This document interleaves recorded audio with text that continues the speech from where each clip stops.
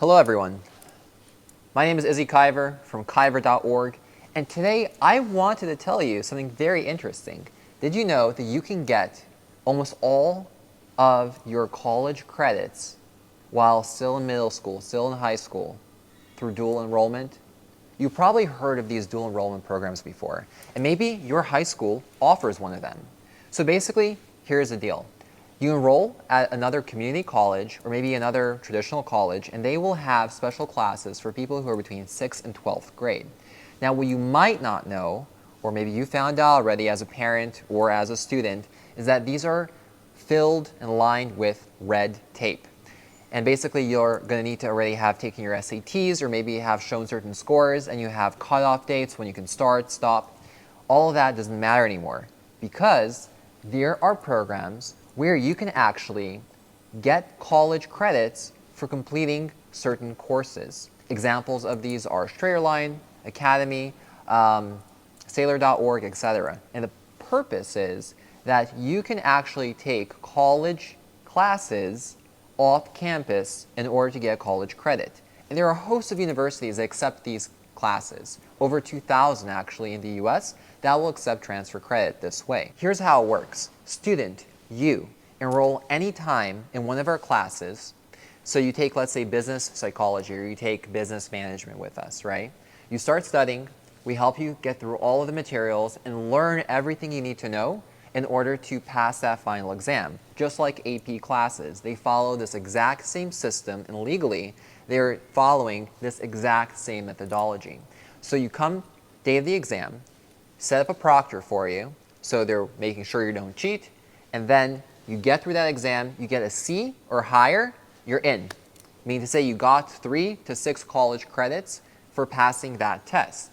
We then go take that result, take that transcript, send it to your university of choice that accepts the transfer credit, and boom, just like that, you have 3 to 6 college credit in your credit bank. Now, remember, you only need 120 credits to get your degree. So if we repeat this process enough times, you can actually finish 95% of your entire degree at a couple of colleges, where afterwards you can take a few credits and a final thesis at that university and have a bona fide, regionally accredited college degree. This is legit, verified. If you want to know more about this, DM me and I'll share all the details. So here's a secret hack that colleges do not want you to know about. Very few people actually know about this, and I'm going to give you the entire process from A to Z on how to get this done. So as you might know, in the US, college prices are getting way out of hand. You're looking at spending anywhere from 3 to 4 months per course, and it's going to cost anywhere from, let's say, $100 all the way to $1,000+ per college credit. Those of you who know that's about $3,000 for a single course at select colleges in the US. And even if you get a full ride for a community college or for some schools, you're still looking at putting in at least 4 years for the whole thing. I'm going to show you exactly how you can go from even high school or middle school to getting most of your college credits completed in the shortest amount of time possible for pennies in comparison to what it would cost going the traditional route. Here's how it works. Step 1, you're going to need to find one of the many providers on either ACE or NCCRS.com. You'll have to dig a little bit deep into those trenches to find one of the many programs that's able to offer college credit for off-campus learning experiences. I'll say that once more. It's college credit for off-campus learning experiences. All that means is that there are 2 major organizations, ACE and NCCRS, and they are responsible for taking a body of work, right? Let's say like business psychology or technical writing. Choose any college course that pops into your head. They take that course with the syllabus that you as a company submit, they review it, and they say, yes, this meets the standard of a college course. And if you as a company offer this to students, those students will receive a voucher for college credit. So they are not legally accredited, like a middle states accreditation like a traditional university has, but they're able to offer college credit for that learning experience. Are you following? Step 2. You basically go and you study on your own, or you can use a service like a company that I offer, Kyver.org, where you can go and actually get ready and prepare for these exams. You prepare for the exam, and then on the testing day, you sit in a room or you proctor from home, and you pass that exam to prove that you have achieved competency in that area of knowledge which you're testing on. So for instance, back to our example with business English or technical writing, you can go and study for a month or two, or heck, if you're really smart, it'll take you only a week. And after a week, you go and you test for that subject with a live proctor or an AI proctor, both work.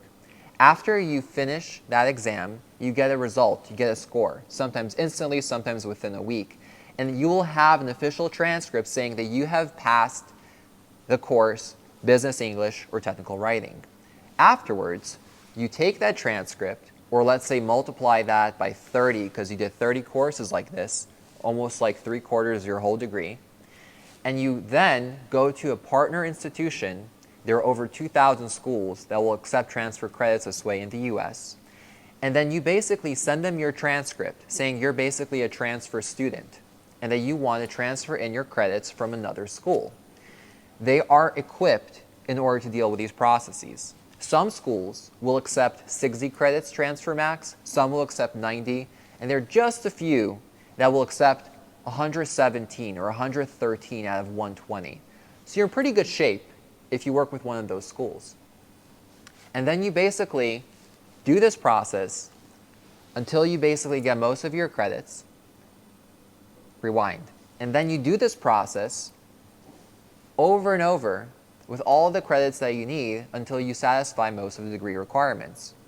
And once you've reached that step, you then enroll as a student, and once you've reached that step, you then enroll as a student, and you take the final credits that they require. So depending on where you want to get your degree from, that could be anywhere from 1 year to maybe a single semester of study at that partner institution.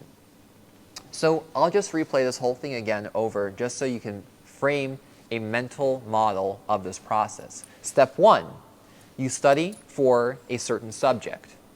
Step 2, you take and pass an exam in that subject area. Step 3, you keep repeating this and you accumulate 20 to 30 subject exams, which are essentially 20 to 30 courses in the area which you are studying. And then step 4, you take that credit bank that you've accumulated and you send those transcripts over to the school where you want to earn a degree from. From there, the school's admission and transfer department will work with you to help you fill in the blanks of what courses you have left. That can be anywhere from a semester all the way up to 2 years if a school's transfer policies are very, very limited. So I recommend looking in advance what school you want to get a degree from, learning about their credit transfer policies, and then go back and rewind and go through this process. I've been Izzy Kyver from Kyver.org, and I'm really looking forward to seeing you utilize these strategies.